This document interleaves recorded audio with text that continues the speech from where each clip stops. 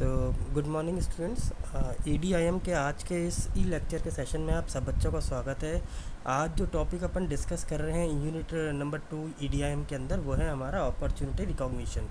तो चलिए समझते हैं कि अपॉर्चुनिटी होती क्या है और कैसे फाइंड आउट की जाती है। देखिए, ये तो आप सभी को अब तक समझ में आ गया कि एंटरप्रेन्योरशिप क्या है। एंटरप्रेन्योरशिप एक एक्टिविटी होती है जिसके अंदर जो एंटरप्रेन्योर है वो डिस्कवर भी कुछ करता है, चीज़ों को इवेल्युएट भी करता है, सिचुएशंस को भी इवेल्युएट करता है और जितना ज़्यादा चीज़ों का एक्सप्लॉइटेशन कर सकता है, सर्च कर सकता है, डेप्थ में स्टडी कर सकता है, तो उतना ज़्यादा क्या करता है वो अपॉर्चुनिटीज़ को देख रहा होता है। ये सारी चीज़ें वो तभी कर पाएगा जब वो उन सबको मेन अपॉर्चुनिटी ढूंढेगा।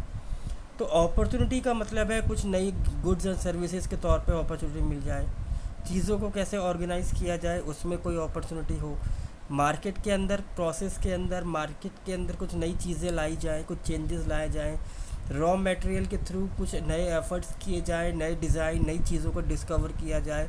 तो ये सारी चीज़ें एक एंटरप्रेन्योर क्या करता है, हर तरह से हर बार अपॉर्चुनिटी ही ढूंढता रहता है। ये जो डेफिनेशन है ये वेंकट रमन ने 1997 में बताई थी। तो इस डेफिनेशन के आधार पर हम देखें कि एक एकेडमिक फील्ड के अंदर जो एंटरप्रेन्योरशिप होती है वो क्या इनकॉर्पोरेट करती है सॉरी, वो करती है एक्सप्लेनेशन। क्यों, कब, क्या, कैसे एक एंटरप्रेन्योर को अपॉर्चुनिटीज़ दिखाई देती हैं, कैसे वो ढूंढ सकता है, कहाँ कौन कौन से सोर्सेस है जिनके थ्रू वो अपॉर्चुनिटीज़ को फाइंड आउट कर सकता है। ये जो प्रोसेस है अपॉर्चुनिटी को ढूंढने का, इसको इवेल्युएट करने का, ये सारी चीज़ें क्या है बताई गई हैं एंटरप्रेन्योरशिप के साथ। कैसे वो सभी रिसोर्सेज को एक्सप्लॉइट करता है और उन सब के बेसिस पे इन सब के अंदर अपॉर्चुनिटीज़ को ढूंढता है। तो अपॉर्चुनिटी रिकॉग्निशन का मतलब है जब हम ब्रेन स्टॉर्मिंग करते हैं प्रोएक्टिवली, पहले से कुछ सोचते हैं। जब भी हम कुछ नया बिजनेस डालने की सोच रहे हैं, कोई नया आइडिया है कुछ भी, तो हम पहले से प्रोएक्टिवली होके सोचते हैं। एक छोटे स्मॉल का जो बिज़नेस का जो ओनर होता है वो क्या करता है, वो हमेशा अपने आप को मार्केट में सस्टेन करने के लिए, आगे बढ़ाने के लिए, ग्रोथ के लिए इन अपॉर्चुनिटीज़ को फाइंड आउट करता रहता है। और जब उसको लगता है कि अब उसको एक आइडिया मिल रहा है, उस आइडिया के बेसिस पर वो अपनी स्ट्रेंथ को देखता है, अपनी कैपेबिलिटीज़ को देखता है। यदि इन दोनों चीज़ों से वो चीज़ें मैच होती हैं तो वो टारगेट मार्केट के अंदर रिस्क लेके उस अपॉर्चुनिटी के बेसिस पे अपना बिज़नेस को आगे बढ़ाता है। तो एक एंटरप्रेन्योरियल बिज़नेस जो होता है वो हमेशा कुछ न्यू स्ट्रीम्स को फाइंड आउट करता है, न्यू वेज को ढूंढता रहता है ताकि वो अपनी वेल्थ को, अपनी रेवेन्यू को बढ़ा सके। तो ये तभी सब चीज़ें हो पाती है जब एक पर्सन, एक एंटरप्रेन्योर अपॉर्चुनिटी को ढूंढ सकता है। और ये अपॉर्चुनिटी जब उसके लिए फ़ायदेमंद होती है तो उसका फाइनेंशियल जो परफॉर्मेंस है वो भी स्ट्रॉन्ग होती चली जाती है। वो लोग जो कि टिपिकली क्या है कि अपॉर्चुनिटीज़ को देखते हैं, जिनके अंदर चीज़ों को एनालाइज करने की अच्छी कैपेबिलिटीज़ होती है, राइट टाइम पे उनका ब्रेन क्रिएटिव हो जाता है, चीज़ों को तुरंत भाप लेते हैं, ये कई तरीके के लोग हमें मिल जाते हैं। ये लोग जो होते हैं ना बहुत क्लेवर है, ये सिचुएशंस को देखना जानते हैं, उनसे रिज़ल्ट आउटकम एनालाइज करना जानते हैं। और इन लोगों की जो सोच है ना, जो अपॉर्चुनिटीज़ को देखते हैं, ये बिल्कुल दुनिया से डिफरेंट लगते हैं, ये बिल्कुल अलग ही सोचते हैं। ये हर एक चीज़ का नया एंगल सोचते हैं, नई पॉसिबिलिटी सोचते हैं, नई चीज़ों को करने का सोचते हैं। जैसे साइंटिस्ट आपने देखा होगा, जो साइंटिस्ट होते हैं कि ये जो हमेशा एनालिसिस में रहते हैं, एनालिटिकल फील्ड के अंदर रहते हैं और हमेशा कुछ ना कुछ नया फाइंड आउट करने की कोशिश करते रहते हैं। एक साइंटिस्ट होने के नाते देखा जाए, एक पर्सन रिप्रोड्यूसिबल चीज़ों को देखता है। यदि हम देखें कि हम a + b + c हमने सुन रखा है,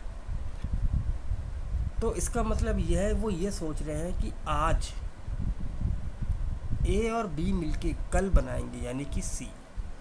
और जो लोग अपॉर्चुनिटीज़ को देखना जानते हैं, अपॉर्चुनिटीज़ को समझना जानते हैं ना, वो कहते हैं a + b = d, क्योंकि उनको कुछ अलग से दिखाई देता है, चीज़ों को अलग से समझ में आता है। देन व्हाट, इसका मतलब क्या हुआ कि जो सही तरीके से अपॉर्चुनिटीज़ को रिकॉग्नाइज करते हैं ना, वो think out of the box जाके करते हैं। वो लोगों की सोच से ज़्यादा सोचते हैं, उनका माइंड उन चीज़ों से ज़्यादा काम करता है। उनके यहाँ लिमिटेशंस नहीं है सोचने की, उनके पास आइडियाज़ की लिमिटेशन नहीं है, उनके पास क्रिएटिविटी की लिमिटेशन नहीं है, और ये पुरानी चीज़ों को कभी भी फॉलो नहीं करते, ये हमेशा नई चीज़ें बनाना चाहते हैं। जब हम रिकॉग्निशन की बात करते हैं, अपॉर्चुनिटी की बात करते हैं, तो हमें ये समझना पड़ेगा कि हम एक एंटरप्राइजेस को अपॉर्चुनिटी का शुरुआत कहाँ से करनी चाहिए। तो हमें ये नज़र आता है कि जब हम अपॉर्चुनिटीज़ की बात करते हैं तो हम ज़िंदगी पूरी लाइफ टाइम, जो भी आपकी एज है, जिस एज से आप बिज़नेस स्टार्ट करना चाह रहे हो, उस एज तक आपने कुछ ना कुछ नई चीज़ें आपने देखी होंगी जिसकी आपको नॉलेज है। मार्केट में आपको टॉप पे रहना है, तो इसके लिए ज़रूरी है कि आपको नई चीज़ें देखनी पड़ेंगी, आपको एनालाइज करना पड़ेगा। तो ये आप तभी कर पाओगे जब आप नई नई चीज़ें बार बार ढूंढते रहोगे। जैसे हमने देखा फेसबुक भी एक अपॉर्चुनिटी रिकॉग्निशन का आंसर है। जब उन्होंने एडवर्टाइज़ करना शुरू किया कि वो कुछ करना चाहते हैं, तो उनके लिए लाइक पेज बटन आया। उन्हें कुछ लगा कि हाँ, इसमें कुछ नया आ सकता है, कुछ चेंज आ सकता है, तभी तो ये बटन आया, लाइक पेज। अब इसी चीज़ को हमने यहाँ डायग्राम के अंदर शो किया कि देखिए, हर पर्सन के पास एक नॉलेज है, प्रायर नॉलेज है, और इस प्रायर नॉलेज के बेसिस पे वो कुछ अपॉर्चुनिटी ढूंढ सकता है। इस प्रायर नॉलेज के बेसिस पे ही वो अपने बिजनेस की परफॉर्मेंस को बढ़ा सकता है। इस प्रायर नॉलेज को जब वो और ज़्यादा एक्सप्लोर करता है, अपनी इवेल्यूएट करता है, तो वो अलर्ट की मुद्रा में चला जाता है। जब वो अलर्ट होता है तो अपने बिजनेस के लिए नई चीज़ें ढूंढता है। जब वो अलर्ट होता है तो अपने बिजनेस की परफॉर्मेंस को इंक्रीज़ करता है। और आज इन दो चीज़ों के अलावा जो सबसे बड़ी तीसरी चीज़ जो फ्रेम आ गया, वो है सोशल नेटवर्क। लोग एक दूसरे के साथ जुड़ रहे हैं। फेसबुक, व्हाट्सएप, ट्विटर, लिंक्डइन, कई सारी सोशल साइट्स हैं जो आपको बहुत ज़्यादा एक्सप्लोर कराती है दुनिया के बारे में। तो यदि हम सोशल नेटवर्क के थ्रू यूज़ किया जाए तो भी हमें कहीं ना कहीं कुछ अपॉर्चुनिटी दिखाई दे सकती है, और इसी सोशल नेटवर्क से आज बिज़नेस की परफॉर्मेंस को भी इनहेंस किया जा रहा है। तो एक एंटरप्रेन्योर के अंदर कौन सी स्किल्स होनी चाहिए? सबसे पहले होती है रेजिलेंस। रेजिलेंस का मतलब है कि एक एंटरप्रेन्योर में वो क्षमता जो कि अप एंड डाउन को समझ सके। ये स्किल ये बताती है कि आपको कैसे अपना आउटलुक, अगर आप सोच रहे हैं कि बिज़नेस में लॉस हो रहा है, तो आप उस सिचुएशन से कैसे बाहर आए। यदि मार्केट बढ़ रहा है, ग्रोथ हो रही है, तो उस ग्रोथ को और कैसे संभाला जाए, आगे बढ़ाया जाए, वो स्किल होती है। इसको हम लोग कहते हैं रेजिलेंस। देन आता है फोकस। आपने अपने विज़न पे लॉन्ग टर्म लिख लिया, आपने बना लिया अपना विज़न कि मुझे 20 साल के बाद ये काम करना है, मुझे ये अचीव करना है। अब ये ज़रूरत है कि इस पर फोकस कैसे रखें। आपको इसके लिए गोल्स बनाने पड़ेंगे, और गोल्स को आपको अचीव करना पड़ेगा, तब जाके आप विज़न तक पहुँचेंगे। तो कई सारे बीच में आपके इस टाइम पीरियड के दौरान बहुत सारे डिस्ट्रैक्टिंग फोर्सेस आएंगे।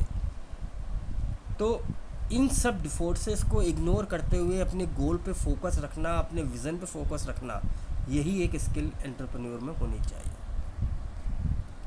Invest for the long time. कई लोग एंटरप्रेन्योर से सोचते हैं कि बिज़नेस लगते ही हमें प्रॉफिट अर्न हो जाए, क्योंकि नेक्स्ट टाइम के लिए भी हमें इन्वेस्टमेंट चाहिए, फिनेंस चाहिए, पैसा चाहिए, और कंपनी को आगे बढ़ाने के लिए खर्चे तो करने पड़ेंगे। तो ओवरनाइट सक्सेस आपको तुरंत नहीं मिल सकती। यदि आप एक दिन में चाहते हैं कि हमें सक्सेस मिले, तो उसके लिए भी आपको 5 to 10 ईयर्स तो कम से कम वेट करना पड़ेगा। इतना अपने अंदर कैपेबिलिटी होनी चाहिए कि आप इतना पेशेंस अपने बिजनेस को दें। Then finding and managing people. आप चीज़ें तभी सीख पाएंगे जब आप लोगों से इन्फ्लुएंस होंगे। आपके जो सप्लायर्स हैं, आपके जो चैनल ऑफ डिस्ट्रीब्यूशन है, आपका जो एम्प्लॉई है, आपका जो वर्कफोर्स है, यदि आप उनके साथ मिलके काम कर रहे हैं, उनको मैनेज कर पा रहे हैं, तो आप अपने बिज़नेस को चला सकते हैं। तो हमेशा ये ज़रूरी है कि आप हमेशा राइट लोगों के बीच में रहें। तो राइट लोग आपको सही चीज़ें बताएंगे, सही गाइडेंस देंगे। तो लोगों को संभालने की भी कैपेबिलिटी एक एंटरप्रेन्योर में होनी चाहिए, क्योंकि लोग तो मूव करेंगे इधर से उधर, तो आपको उनको संभालना है, मैनेज करना है। और लास्ट एक कैपेबिलिटी होती है, वो इसके बाद एक आती है आपकी सेलिंग। यानी हर एक एंटरप्रेन्योर को ये मानना पड़ेगा कि वो कोई ना कोई एक सेल्स पर्सन है। माना वो एक बिजनेसमैन का ओनर है, पर उसको अपने बिजनेस को चलाने के लिए खुद भी तो सेलिंग आनी चाहिए ना, कि वो क्या बेचना चाहता है, क्या करना चाहता है। तो अपना आइडिया जैसे किसी को बेचना है पैसों के लिए, बैंक के पास, किसी प्राइवेट फंडर्स के पास, प्रोडक्ट और सर्विस के लिए, कस्टमर को समझाने के लिए, इन्वेस्टर्स के लिए, एम्प्लॉयज़ के लिए, तो उसको हमेशा तैयार रहना पड़ेगा। तो उसको एक सेल्स पर्सन की कैपेबिलिटी उसके अंदर होनी चाहिए। देन आता है लर्न। एक अच्छा एंटरप्रेन्योर वो होता है जो अपनी सक्सेस, अपनी प्लान, अपने पाथ से सीखे। वो ये मान के चले कि मुझे अब तक कुछ नहीं आया है, जितना वो अपने आप को ही मानेगा कि मुझे कुछ नहीं आया है, मुझे लर्निंग करनी है, उतना वो आगे बढ़ता चला जाएगा। तो एक अच्छा लर्नर भी होना चाहिए। ऐसे ही लास्ट कैपेबिलिटी जो आती है उसके अंदर की स्किल्स, वो है सेल्फ रिफ्लेक्शन। अपने पास्ट को देखने की आदत और उस पास्ट से सीख के फ्यूचर की बनाने की कैपेबिलिटी, ये है सेल्फ रिफ्लेक्शन। तो आपको फिज़िकली और इमोशनली दोनों तरीके से काम करना है। पास्ट में की जाने वाली गलती को भी आपको सीखना है, अपने आप को हमेशा सेल्फ रिफ्लेक्ट करते रहना है, एनालाइज करते रहना है। तो ये भी एक कैपेबिलिटी एक पर्सन के अंदर होनी चाहिए। तो यही था बच्चों आज का टॉपिक। आई होप कि आपको समझ में आया होगा। Thank you very much.